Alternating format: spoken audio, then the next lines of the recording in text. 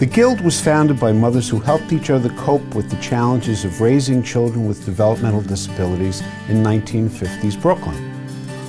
These mothers supported each other in their struggles and helped successive generations of parents nurture their children. They helped them become productive members of society and started what would be a civil rights movement for people with developmental disabilities. In 1970, the Guild opened one of the first residences ever to open in New York State, the Jesse and William T. Conklin residence. The Guild has grown to serve nearly 1,000 people each day in schools, day programs, and residential services. Our successes over the last decades have been many, but our needs today are great. Addressing the needs of our aging population is our newest challenge, and recently public funding of the programs offered by the GEC has been under pressure. As a result, we are in need of private support from benefactors like you to help us accomplish our mission of supporting the needs of our truly exceptional participants. In our experience, we would say that the Guild is a family. When you go to a place where kindness and love is something that you feel and see, the deaf can see it, the blind can hear it, and you can't get away from that. You know, it's one thing to be fed, and it's one thing to have a place to sleep, and it's one thing to have your medical care taken care of. And don't get me wrong, the Guild does a terrific job with all of these things.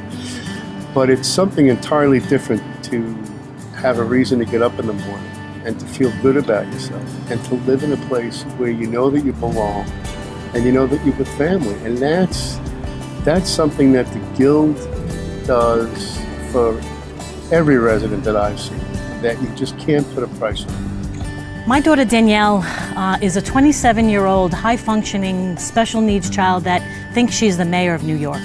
She is so happy here. She loves the Guild. She loves her staff and the people that she are in a group with. I want to call them her friends. They're like family to her, so she's really happy here. Roberta has Down syndrome. She lives in a group home. She has same needs as every other person. She needs medical attention at times. She needs recreational activities. She needs to be supervised at all times. My wife and I have a daughter named Elizabeth, and Elizabeth has been with the Guild for nearly 9 years. The Guild evaluated her and put her into the Without Walls program. Without Walls is a program where the clients go from job site to job site during the week.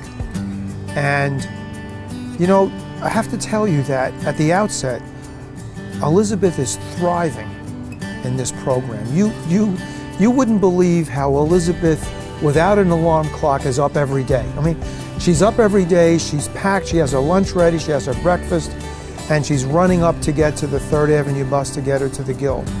And all of that has to do with how comfortable the staff has made her. When my daughter walks in the door and they look her in the eye and they know her by name, and to know that it's not just a job, it's not just a paycheck, it's a calling, it's a ministry. These people love our kids. Roberta and the people that she's with, they don't view themselves as developmentally disabled or delayed adults.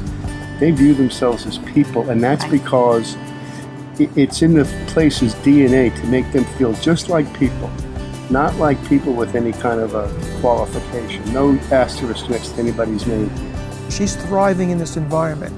She's thriving in the independence, and she is developing through the interactions and through the responsibility and through the functions.